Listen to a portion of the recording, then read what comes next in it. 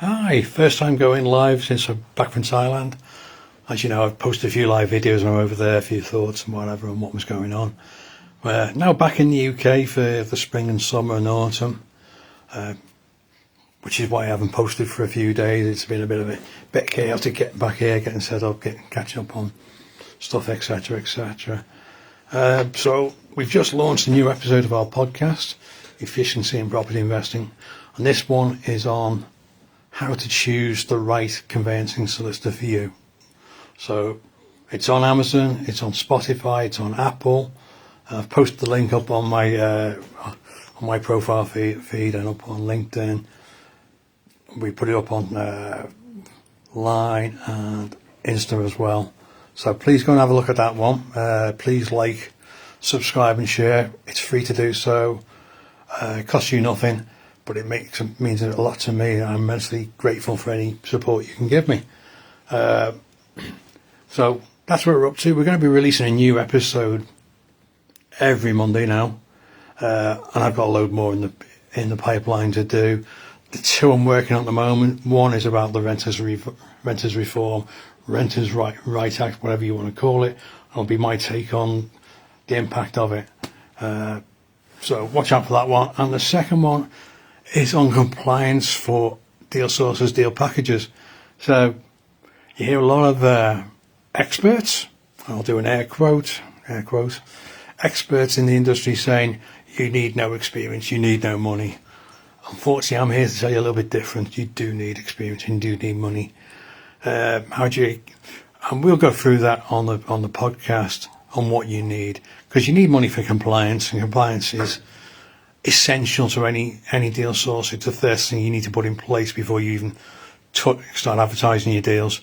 If you're not compliant, then you might get fined by HMRC, trading standards, whatever.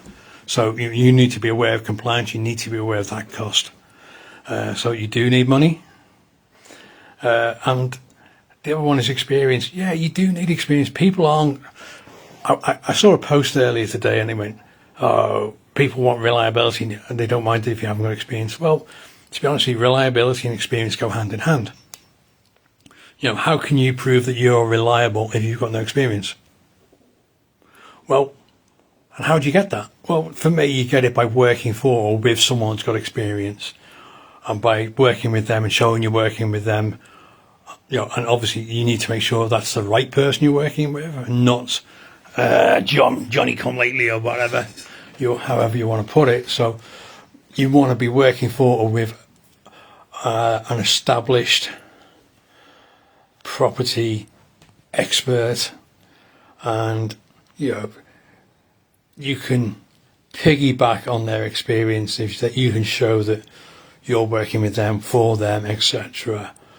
And you can lend their experience, for want of a better word. I'm being careful when I say that, because you still need to gain that experience. You still need to prove you're learning it.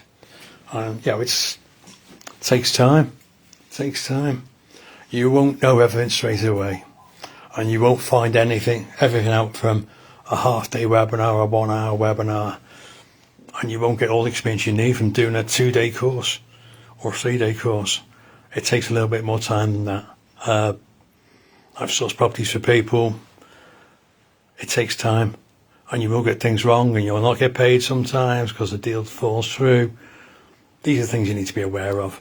It's not all beds of roses, but it can give you a good income.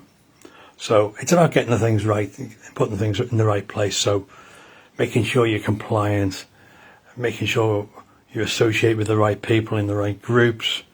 And I'll go through that on the podcast, and hopefully people will get some benefit out of that. Potential deal sources will find that useful, and investors will find that useful and know what to look for in a deal sourcer, deal packager. Because you hear horror stories now, and I've heard a few where people lose deal sources asking for money up front. Bit of a red flag to me, that money up front. If they want money up front, have they got a specific client account? Is the money protected, etc., etc. It's a bit of a no-no, to be honest with you. And I know why people do it. They say that they want to have people to have some skin in the game, for want of a better word. It's like, it's not a fee, it's a payment. It's not a holding fee. It's just showing that you have intent to do that. However, to do that, you need to be anti-money laundering compliant with HMRC. So if you are going to pay that upfront fee, get it right. So it's one of that. A bit hard to get out in one go, that one. If you're going to pay that upfront, you need to ensure that person is registered for anti-money laundering. You need to ensure that person has a client account for that money to go into. It's not going into their own personal account. Because if it is, that's a bit of a red flag. And you have some sort of written agreement about it as well. I'd advise not paying an upfront fee. I don't do it.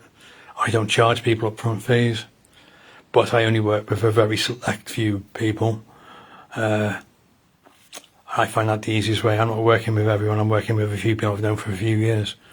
So that may be the difference. But you need to be aware of, there are people that will scam you out of money, and I know people have lost thousands and thousands of pounds through dodgy deal sources. So be aware. But I'll cover that in the podcast as well. So that's all for me for today. I'll be up with another live video soon. Don't forget to check out that latest episode of Efficiency and Property Investing up on Amazon, Apple, Spotify, and it's on how to select the right conveyancing solicitor for your deal, for your property, for yourself. So I hope you enjoy that episode. Look forward to speaking to you next time. Cheers for now.